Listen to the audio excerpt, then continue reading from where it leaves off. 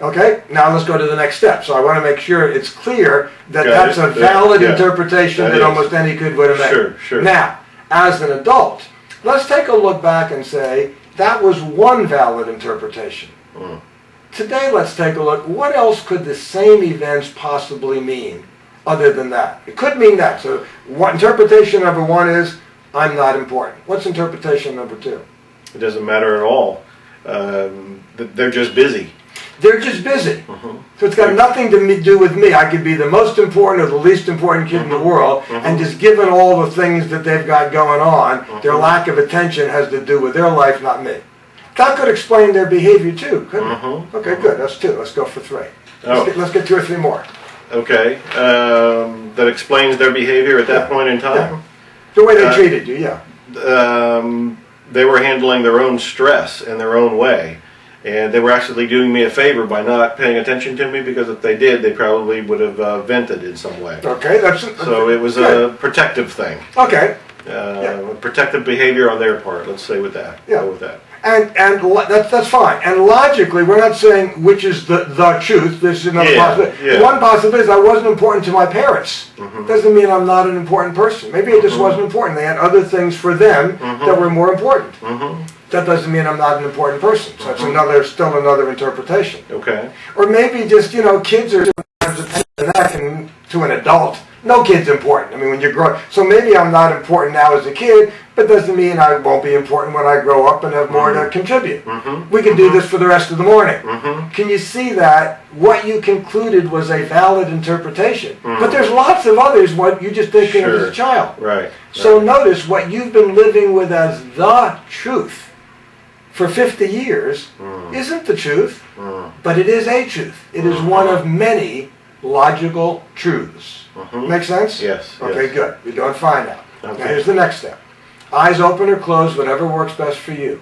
Go back and be a kid and get a sense of, if one incident comes into your mind, that's fine.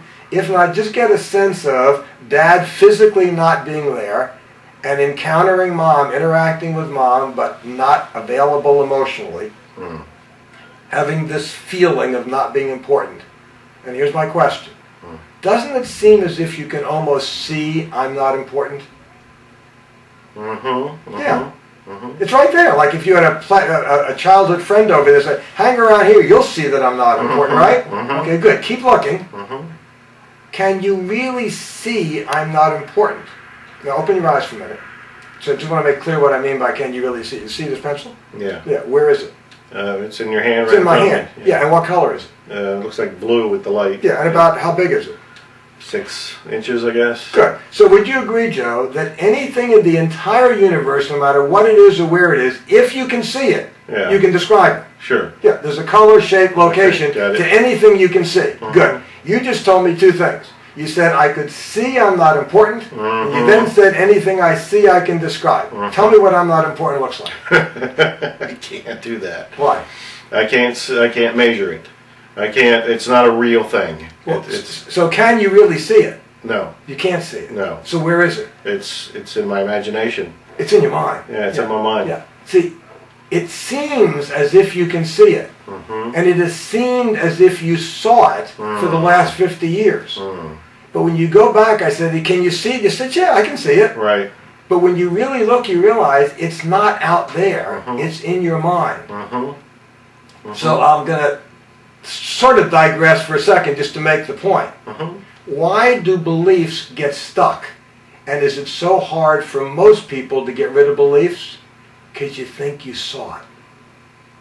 And for Ooh, wait a minute. You should pause on that. That's good. That's good. How do you know reality? Why do you say that again? What? How do we know reality? Because I see, what do you mean you don't agree with me? Can't you see I'm right? We see reality, so if we see it, it's got to be true. We form a belief by giving meaning to an event and then thinking the meaning is in the event. Wow. You didn't discover I'm not important. You attributed I'm not important to the event. That is good. That is, wow, that is a breakthrough insight. Very good. That's true wisdom. Thank you. Mm-hmm. But so you've lived with, so you could say, well, of course I'm important. Look at my accomplishments. Look at my achievements. I know it doesn't make sense, but deep down there's still that little feeling. Why? Because you think you saw I'm not important hundreds of times. And if you saw it, if it's in the world, I can see the desk, I can see the light, it's there. Mm-hmm. Mm-hmm. So the main thing, there's more to do, but the main thing for visual people to get rid of a belief is to have them look and say, yes, I can see it, it is true. Mm-hmm. No, I can't see it at all. I just made it up. It's here, not there. Yes. That's the beginning of it. That's the breakthrough. Okay, good. That's the big piece, but we still have a little more. Okay? Thank you. You're doing great. Mm-hmm. Now,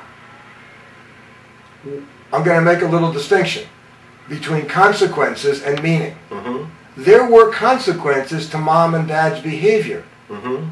Kids need mom and dad's attention. You didn't get it. That was painful to you. So there were consequences. But now here's my question. Does mom and dad's behavior mean anything? Can you draw any conclusion for sure from the way mom and dad interacted with you when you were a child? Not for sure, no. You don't know anything for sure. No. And even more particularly as a child who, doesn't know anything. See, I want to write a book on Joe Vitale. And I want to write his biography, and I want to write who this guy is and for real. Mm-hmm. Now, the only thing I know so far is that dad wasn't around much when you were a kid, and mom wasn't around emotionally. Mm-hmm. Do I know anything at all about you? Not that you, no. No, do I know anything about you? No. No, I know that happened, but I can't draw any conclusion for sure. I don't know anything about who you are as a human being. So you can't draw any conclusion. So there's no meaning in the events. The events are meaningless. So what happens is we take a look at meaningless events, we give them a meaning, and we then think the meaning is in the event. Every time I saw dad not home, I saw I wasn't important. Yeah. Every time I saw mom's face and I saw that she was thinking about something else or not there, I saw I wasn't important. That's where your belief came from. Right. And you can't get rid of it because you think you saw it so many times. And when you go back and realize mom and dad's behavior have no meaning. The only place the meaning was up here. Okay? Good. Now let's go a little bit further. In addition to concluding, maybe in some unconscious way you weren't aware of, but in addition to saying, it means I'm not important and I can see it, didn't you feel as if I'm not important when you couldn't get mom and dad's attention? Yeah, you felt it too. Sure. So it seemed as if mom and dad's behavior were causing you to feel I'm not important. Well, again, I got a problem. You just said mom and dad's behavior have no meaning. Is it possible for meaningless events to make you feel I'm not important or anything else? Only if I've given it meaning. That's right.